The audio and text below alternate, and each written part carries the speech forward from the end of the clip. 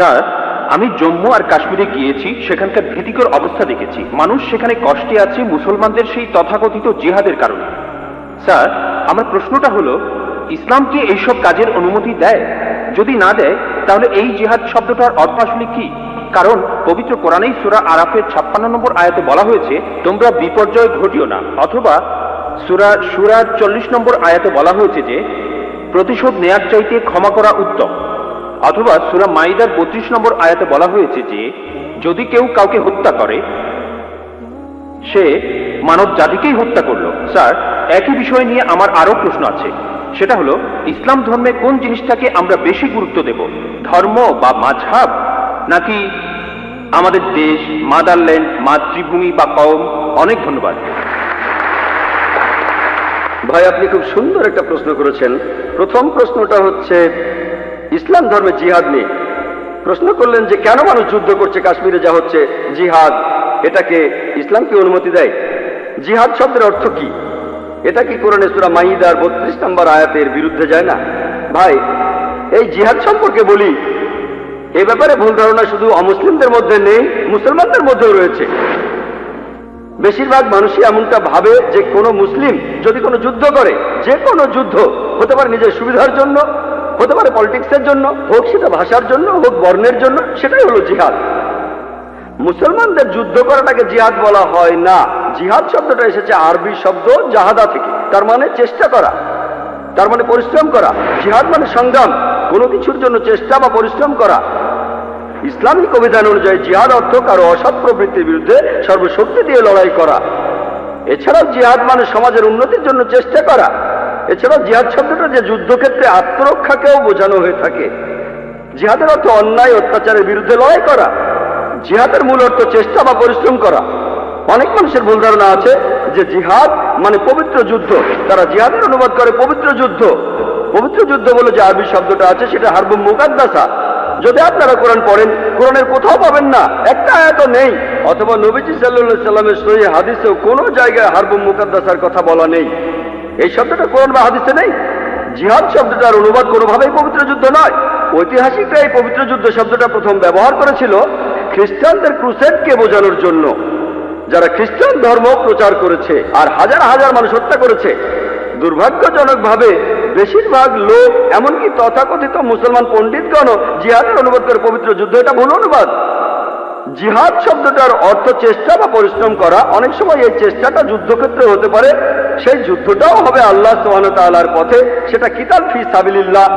একটা প্রশ্ন করা হয়, ইসলামে কেন যুদ্ধ আর হত্যার অনুমতি দেওয়া হয়েছে? ইসলামের অনেক সমালোচক আছেন যারা বলেন ইসলাম খুব নিষ্ঠুর একটা ধর্ম। ইসলাম সবসময় বলে অমুসলিম কাউকে দেখলে তাকে মেরে ফেলো। অনেকেই বলেন, ইন্ডিয়াতে এরকম একজন আছেন অরুণ সুরি, তিনি একটা বই লিখেছেন দ্য ওয়ার্ল্ড অফ ফতোয়া। তিনি সূরা তাওবার 5 নম্বর আয়াতের উদ্ধৃতি দিয়ে বলেছেন যে কোরআন বলছে কোন কাফিরদের যেখানেই পাবে, ব্র্যাকেটে হিন্দু, তাদেরকে হত্যা করবে। যদি আপনি পবিত্র কোরআনের সূরা তাওবার 5 নম্বর আয়াতটা দেখেন, সেখানে বলা হয়েছে কাফিরদের যেখানে পাবে হত্যা করবে। তবে এই উদ্ধৃতিটার প্রসঙ্গের কথা এখানে বলা নেই। যদি আপনারা এই আয়াতটার আগের আয়াতগুলো পড়েন, সেখানে একটা শান্তি চুক্তির কথা বলা হয়েছে, মক্কার মুশরিকদের সাথে মুসলিমদের একটা শান্তি চুক্তি। পবিত্র কোরআনের সূরা তাওবার প্রথম 4টা আয়াতে মক্কার মুশরিকদের সাথে মুসলমানদের একটা শান্তি চুক্তির কথা বলা হয়েছে। আর মক্কার মুশরিকরা এই শান্তি চুক্তিটা ইচ্ছা করেই ভেঙেছিল। এরপর আল্লাহ তাআলা 5 নম্বর আয়াতটা নাজিল করলেন মুশরিকদের সম্পর্কে। সেই আয়াতে আল্লাহ মুসলিমদের বললেন, সবকিছু 4 মাসের মধ্যে ঠিক করে ফেলো, না হলে যুদ্ধ ঘোষণা করো। আর যুদ্ধক্ষেত্রে আল্লাহ বলেছেন, যখন শত্রুরা তোমাকে আক্রমণ করতে আসবে, তুমি শত্রুদের হত্যা করবে। এই আয়াতটা যুদ্ধক্ষেত্রের কথা বলছে। যখন শত্রুরা তোমাকে মারতে আসবে, ভয় না পেয়ে লড়াই করো। আজকের দিনে একজন আর্মি জেনারেল তার দলের সৈন্যদের মনোবল চাঙ্গা করার জন্য সেই জেনারেল বলবেন যে যখন শত্রুরা আসবে তাদের মেরে ফেলো। আর অরুণ সুরি 5 নম্বর আয়াতটা বলার পরে চলে গেছেন 7 নম্বর আয়াতে, কারণ 6 নম্বর আয়াতে উত্তরটা আছে। পবিত্র কোরআনের সূরা তাওবার 6 নম্বর আয়াতে উল্লেখ করা হয়েছে, যদি কোনো কাফির তোমার কাছে আশ্রয় প্রার্থনা করে, যদি তারা শান্তি চায়, তাহলে তোমরা তাদের নিরাপদ স্থানে পৌঁছে দেবে। শত্রু যদি আশ্রয় প্রার্থনা করে, তাদের নিরাপদ স্থানে পৌঁছে দাও। আজকের দিনের সবচেয়ে ভালো আর্মি জেনারেল খুব বেশি হলে তার সৈন্যদের বলবেন যে শত্রুদের চলে যেতে দাও। এখানে আল্লাহ বলছেন তাদের শুধু ছেড়ে দিও না, তাদের কোনো নিরাপদ স্থানে পৌঁছে দাও।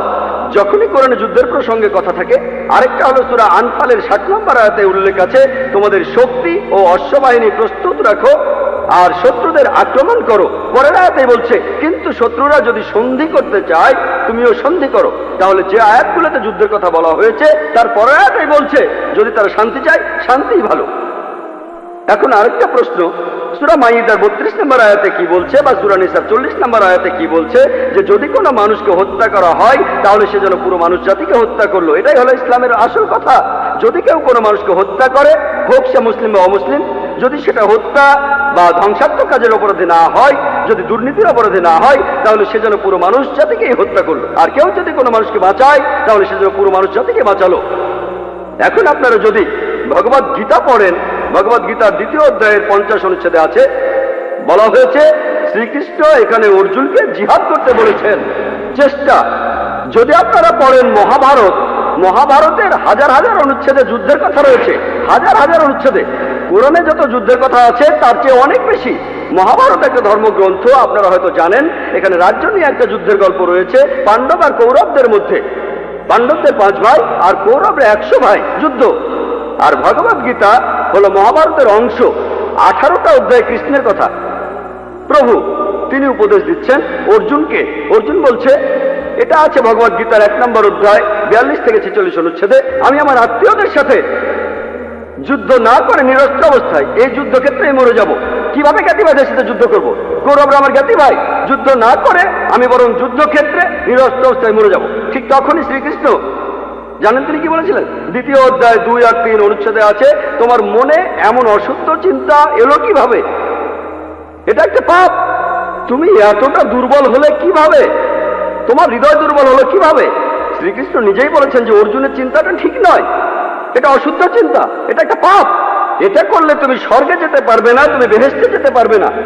এরপরে ভগবদ গীতার 2য় অধ্যায়ের 31 থেকে 33 অনুচ্ছেদে আছে, শ্রীকৃষ্ণ তিনি বলেছেন, তিনি অর্জুনকে বলেছেন যে ক্ষত্রিয়দের দায়িত্ব হলো যুদ্ধ করা। যদি যুদ্ধ না করো তাহলে স্বর্গে যেতে পারবে না, আর যুদ্ধ না করলে তুমি একটা পাপ করবে। যদি ভালো করে দেখেন ভগবদ গীতায় শ্রীকৃষ্ণ বলছেন যে তোমাকে যুদ্ধ করতে হবে। চিন্তা করেন, আমি যদি ভগবদ গীতার এই উদ্ধৃতি দিয়ে বলি যে শ্রীকৃষ্ণ বলছেন অর্জুনকে তোমার আত্মীয় স্বজনদের যুদ্ধ করে হত্যা করতে হবে, কোন প্রসঙ্গ ছাড়া উদ্ধৃতি দিলে সেটা হবে শয়তানি। আর প্রসঙ্গটা বললে শ্রীকৃষ্ণ অর্জুনকে বলছেন যদি তোমাকে লড়তে হয় মিথ্যার বিরুদ্ধে, সত্যের জন্য, তুমি যে কারো বিরুদ্ধে যুদ্ধ করো, এমনকি সে যদি আত্মীয় হয়। প্রসঙ্গটা বললে অনুচ্ছেদটা যুক্তি আছে। যখন ন্যায় বিচারের জন্য যুদ্ধ করছেন, যদি সেটা আত্মীয় স্বজনের বিরুদ্ধে যায় তাতে কোনো সমস্যা নেই। ভগবদ গীতা আর মহাভারতে এই কথাটাই বলা হয়েছে, সত্যের পক্ষে আর মিথ্যার বিরুদ্ধে যুদ্ধ। যখনই আমি কোনো হিন্দুকে মহাভারত আর গীতার কথা বলবো, সে তো এটা জানে। সে বলবে না, মহাভারত আর গীতায় সত্যের সাথে মিথ্যার যুদ্ধের কথা বলা হয়েছে। আর ঠিক এরকম কথাই আছে পবিত্র কোরআনে।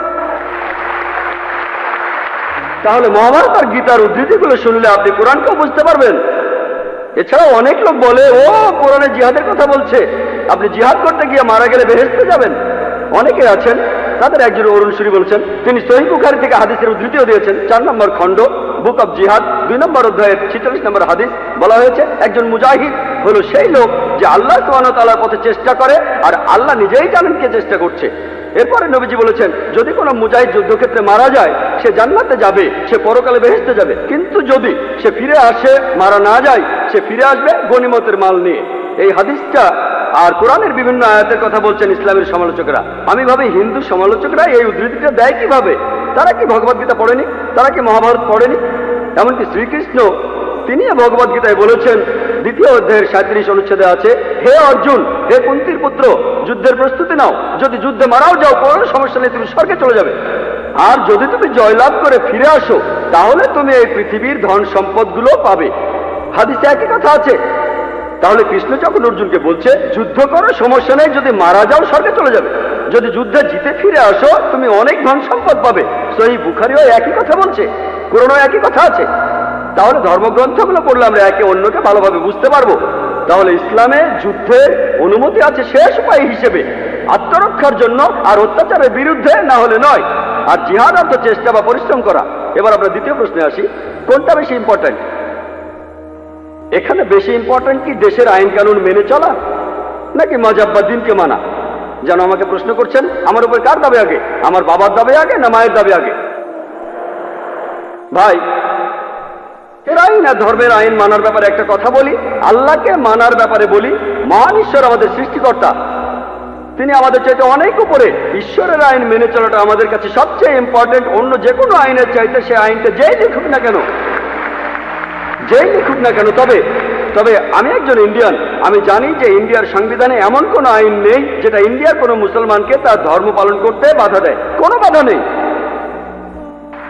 সত্যি বলতে ইন্ডিয়া এমন একটি দেশ যার সংবিধানে লেখা আছে যে ইন্ডিয়ার নাগরিক, তাদের জন্য এটা জন্মগত অধিকার যে তারা তাদের ধর্ম পালন করতে পারবে। আমিও সে কাজই করছি।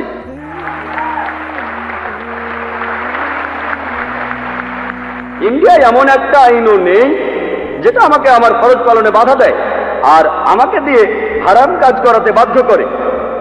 এমন কোনো আইন নেই। আমি 5 ওয়াক্ত নামাজ পড়তে চাইলে পড়বো, না পড়তে চাইলে পড়বো না। ইন্ডিয়ার সংবিধানে এমন একটা আইনও নেই যেটা আমাকে ভালো মুসলিম হতে বাধা দেয়। আমি এখানে আমার কথা বলতে পারি, আমি একজন ভালো মুসলিম আলহামদুলিল্লাহ, আর একজন ভালো ইন্ডিয়ানও। আর সংজ্ঞা অনুযায়ী, ভৌগোলিক সংজ্ঞা অনুযায়ী একজন ইন্ডিয়ানকে ভৌগোলিকভাবে বলা হয় হিন্দু। হিন্দু যদি হয় ভৌগোলিক সংজ্ঞা, আমি ইন্ডিয়ার একজন হিন্দু এবং ইসলাম ধর্ম পালন করি।